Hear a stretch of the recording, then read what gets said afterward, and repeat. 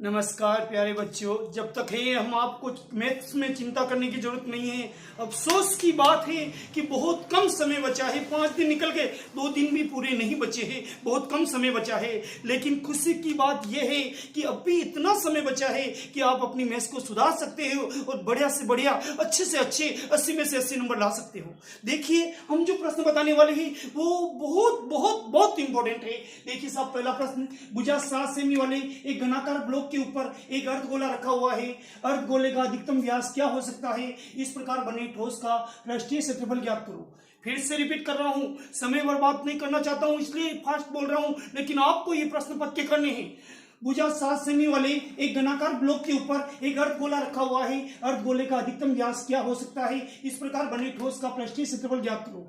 यह प्रश्न माध्यमिक शिक्षा बोर्ड 2019 और 21 में आया हुआ है। दूसरा प्रश्न, बिना समय गंवाए प्रमेय वाला है, 10वीं प्रश्नावली का है।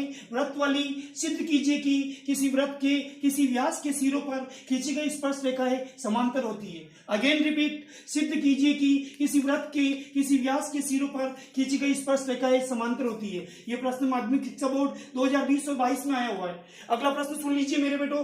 भूमि के एक बिंदु से 20 मीटर ऊंचे भवन के शिखर पर लगी एक संचार मीनार के तल और शिखर के उन्नयन कोण क्रमशः 45 डिग्री और 60 डिग्री है। मीनार की ऊंचाई ज्ञात करो।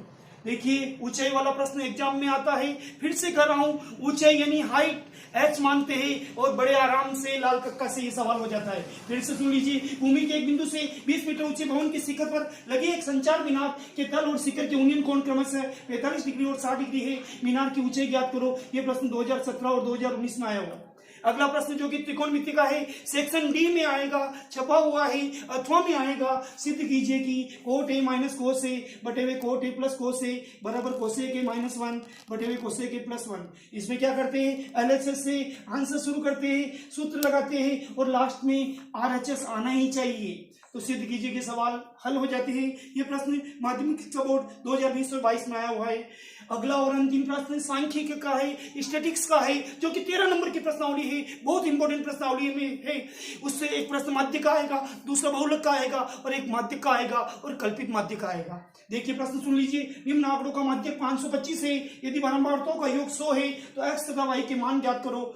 ये प्रश्न माध्यमिक शिक्षा बोर्ड 2020 और 21 में आया हुआ है। इसमें वर्ग अंतराल 0 से 100 यानी 100 का गेप दे रखा है। 0 से 100, 100 से 200, ऐसे करते करते 900 से 1000 तक बारंबारता देर की 2, 5, x 12, 17, 20, y 9, 7, 4। इसमें योग देर माध्य का मान देर का 525, बारंबारता का योग देर का 100 और x और y के मान ज्ञात करने।